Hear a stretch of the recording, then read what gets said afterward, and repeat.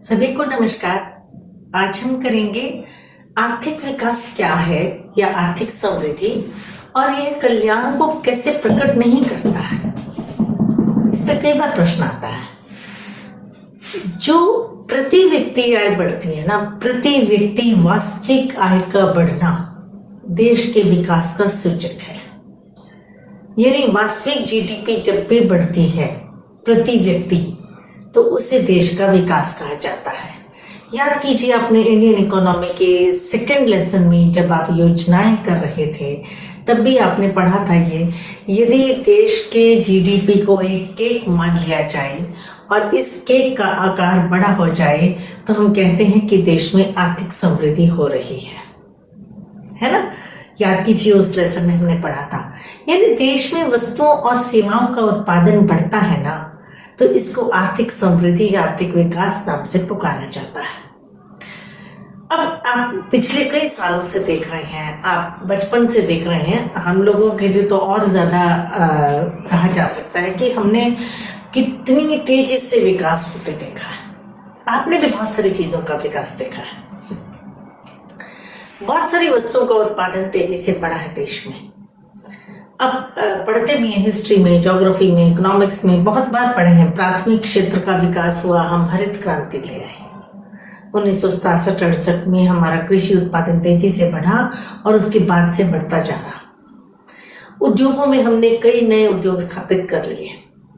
तृतीय क्षेत्र में भी हमने सड़कें बिछा दी, रेलवे लाइन बिछ गई, बैंकिंग व्यवस्था अच्छी हो गई, कितने सारे विकास हुए, मनोरंजन सुविधाएं बढ़ गई, होटल जलपान गृह की सुविधाएं बढ़ गई। यानी हमने प्राथमिक द्वितीयक तृतीय क्षेत्र में विकास सब में किया है। ये सब आर्थिक विकास ही तो है। देश में वस्तुओं का उत्पादन बढ़ा है, सेवाओं का उत्पादन बढ़ा है, तो हम इसे विकास नाम से पुकारते हैं। अब प्रश्न उठता है कि क्या ये विकास का अर्थ कल्याण भी है? क्या कल्याण और विकास एक ही बात है? नहीं, कल्याण और विकास अलग अलग बात है। कल्याण का मतलब होता है वेल बीइंग। वेल बीइंग मतलब हमें पहले से अच्छा महसूस हो, शारीरिक, मानसिक, इस सब तरह से चीजें अच्छी होने लगे। आर्थिक विकास हुआ है, पहले से ज्यादा चीजें हमें मिलने लगी हैं। घर में भी हम देखते हैं, पहले ये सुविधाएं कहाँ थी जो आज हमारे पास है। लेकिन क्या ये पूर्णतया पूरी तरह से हमारा शारीरिक और मानसिक विकास भी कर रही है? प्रश्न तो ये उठता है।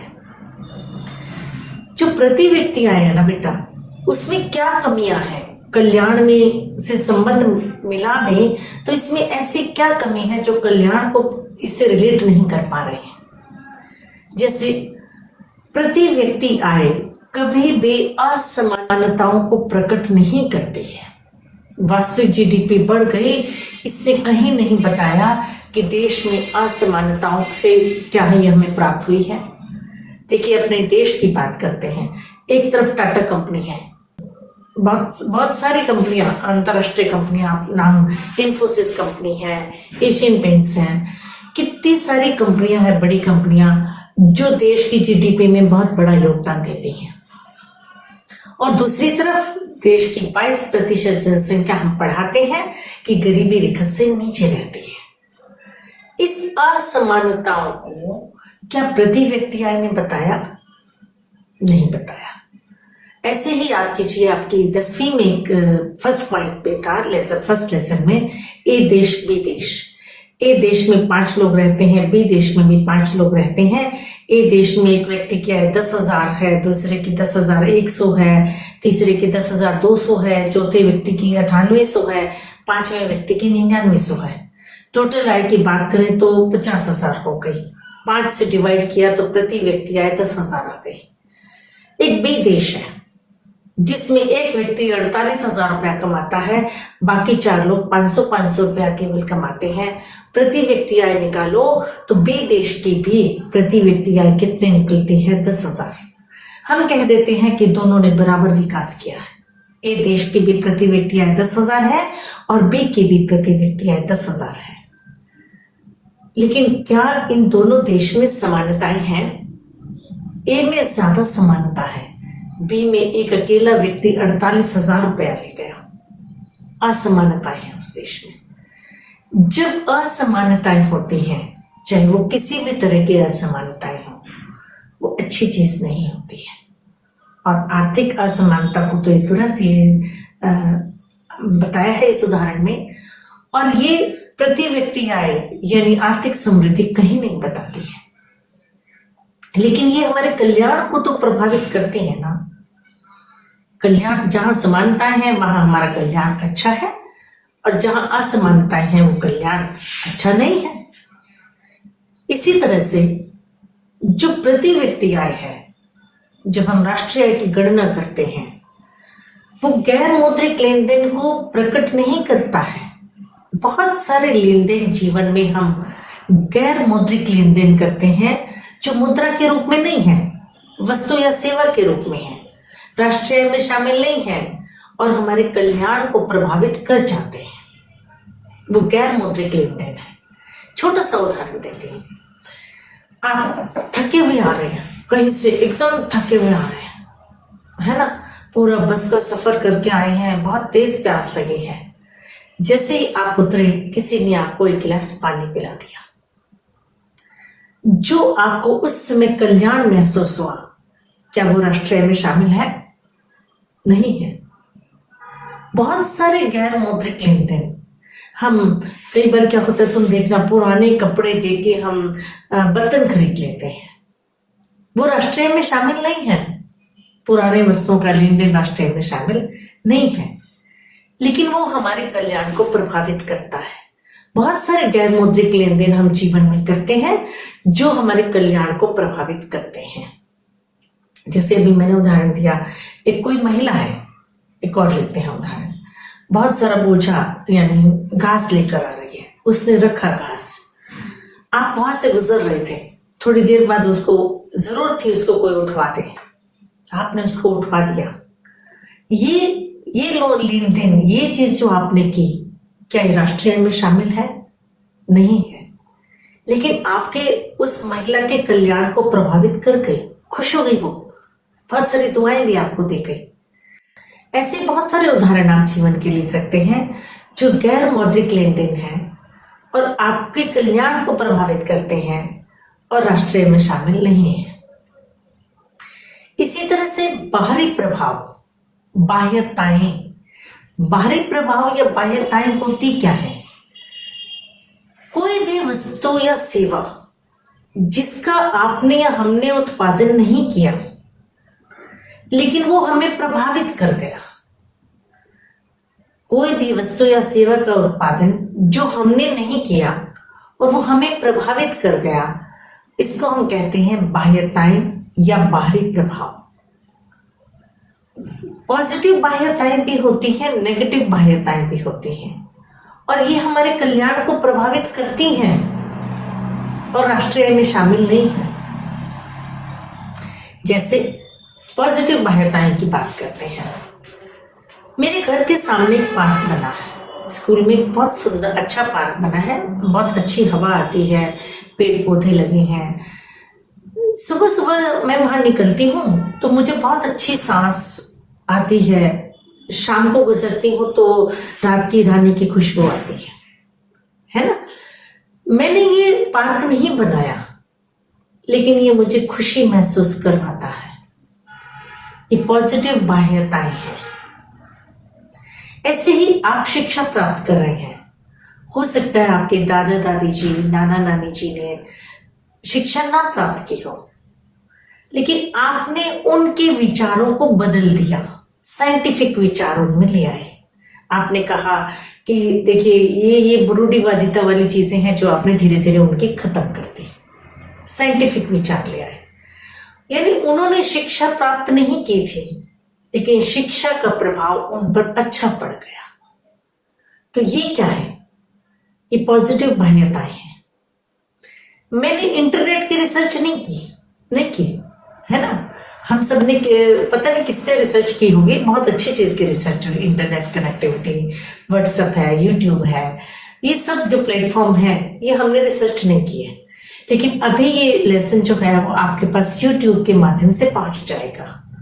ये पॉजिटिव बाह्यताएं हैं ना, आप घर बैठे बैठाए आप लेसन को सुन पा रहे हैं, ये पॉजिटिव बाह्यताएं हैं।